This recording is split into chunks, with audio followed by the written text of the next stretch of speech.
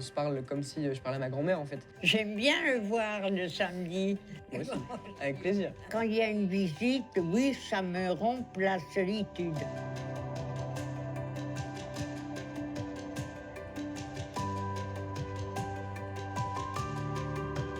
Je joue au tri-domino toute seule. Tout seul, Oui, c'est faisable. vous pouvez. C'est un peu comme les mots croisés.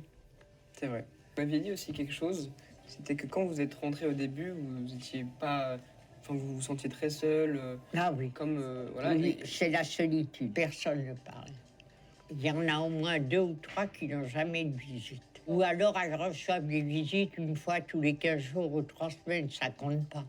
Non, mais c'est vrai, hein. La solitude des personnes âgées, c'est vrai. Avant, du temps de ma mère, on vivait jusqu'à 75 ans.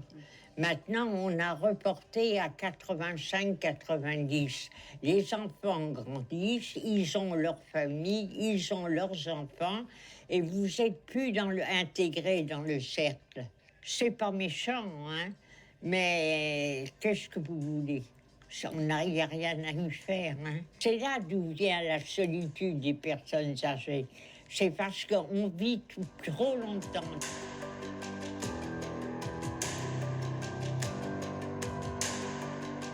Le fait que les personnes ne se parlent pas, c'est une réalité. Il y a peu de gens qui discutent entre eux. Les gens sont aussi affaiblis par leur santé, les problèmes qu'ils ont, psychologiques, physiques, etc. Bouleversés, quand même. Madame Morisset, elle a de la chance, elle a 5 visites par semaine. Elle peut voir des gens et c'est vraiment un plus pour quelqu'un qui en est pas. On se promène, ça fait 1 heure d'aller au square et de revenir. Oui, ça fait 1 heure à peu près. Et on va à votre rythme. Et après, on se pose ici au 6e étage. Et, on joue au jeu. Et surtout, on parle beaucoup de la vie, mais vous me donnez des conseils. Ah oui, si tu veux bien les suivre. Non, mais vous avez beaucoup voyagé. Oui. Et du coup, comme moi je vais partir en voyage cette année, et bah vous m'avez donné des conseils. Oui, après Corfou. Après Corfou, je vais en Croatie. Ah, j'ai fait la Croatie.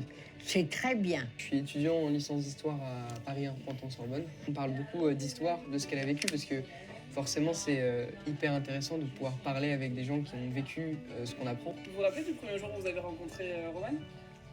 Ah oui, c'était... je t'ai même raconté la guerre de 40.